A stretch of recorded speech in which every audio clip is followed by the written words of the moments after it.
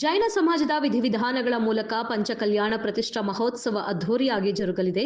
ಸಾವಿರಾರು ಸಂಖ್ಯೆಯಲ್ಲಿ ಶ್ರಾವಕಿಯರು ಪಾಲ್ಗೊಳ್ಳಲಿದ್ದಾರೆ ಎಂದು ಪರಮಪೂಜ್ಯ 108 ಡಾಕ್ಟರ್ ಬಾಲ ಆಚಾರ್ಯ ಸಿದ್ದಸೇನಾ ಮಹಾರಾಜರು ಹೇಳಿದರು.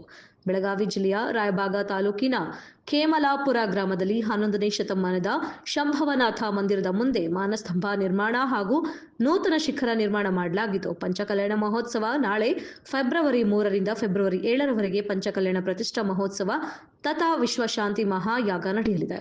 ಪಂಚಕಲ್ಯಾಣದ ಮೂಲ ಉದ್ದೇಶ ಆತ್ಮಕ್ಕೆ ಶಾಂತಿ ಹಾಗೂ ವಿಶ್ವಶಾಂತಿ ನಿಮಿತ್ತವಾಗಿ ಪಂಚಕಲ್ಯಾಣ ನೆರವೇರಿಸಲಾಗುವುದು ಎಂದು ಪರಮಪೂಜ್ಯ 108 ಡಾಕ್ಟರ್ ಬಾಲ ಆಚಾರ್ಯ ಸಿದ್ದಸೇನಾ ಮಹಾರಾಜರು ಹೇಳಿದರು.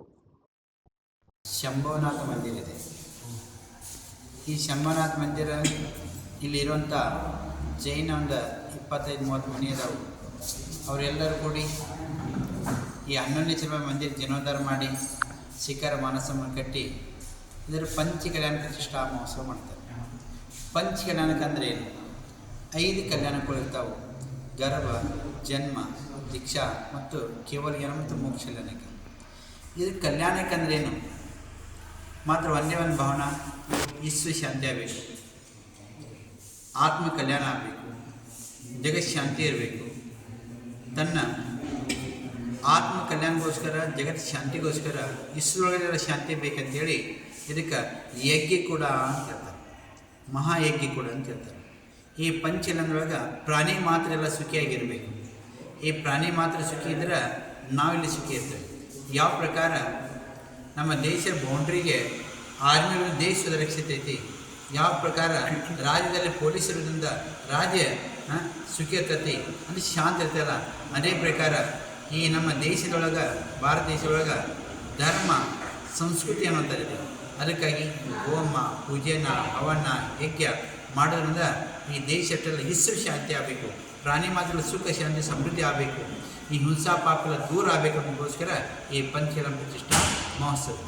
ಈಗ ಏನೇನು ಕಾರ್ಯಕ್ರಮ ಇದ್ದಾವೆ, ಯಾವ್ಯಾವ ಡೇಟಿಗೆ ಯಾವಾಗ ಸ್ಟಾರ್ಟ್ ಆಗುತ್ತೆ? ಇದು ನಾಳೆ ಫೆಬ್ರವರಿ 3ನೇ ತಾರೀಕು ನಡ್ಕೊಂಡು 25 ಇದೇ ವರ್ಷ 7ನೇ ಫೆಬ್ರವರಿ ಮಟ್ಟ 5 ದಿನ ಪಂಚಕಲ್ಯಾಣಕ್ಕಿದೆ. 1ನೇ ದಿನ 3ನೇ ತಾರೀಕು ನಾಳೆ ಬೆಳಗ್ಗೆ ಧ್ವಜಾರೋಹಣ, ಘಟ್ಟಯಾತ್ರೆ, ಸಕಲೀಕರಣ, ಮಂಟಪ ಶುದ್ಧಿ, ಇದೆಲ್ಲ ಗರ್ಭ ಸಾಯಂಕಾಲ ಮಧ್ಯದ ಪ್ರವಚನ, ಸಾಯಂಕಾಲ ಗರ್ಭ ಕಲ್ಯಾಣಕ್ಕೆ ಕ್ರಿಯೆಯಾಗ್ತದೆ.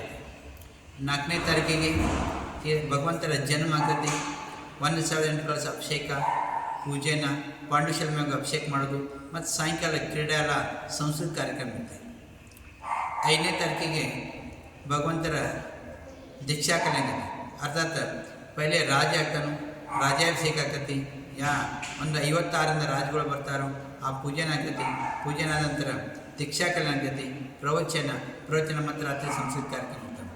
ಅದೇ ಪ್ರಕಾರ 6ನೇ ತಾರೀಕಿಗೆ ಭಗವಂತರ ಆಹಾರಕ್ಕೆ ಹೋಗ್ತಾರೋ, ಆನಂತರ ಪೂಜೆನ ಆಗ್ತೈತಿ, ಮಧ್ಯಾಹ್ನ ಪ್ರವಚನ, ಆನಂತರ ಸಾಯಂಕಾಲ ಸಮಾವೇಶ ಜೀವಧನಿ ಮಾಡ್ತೈತಿ.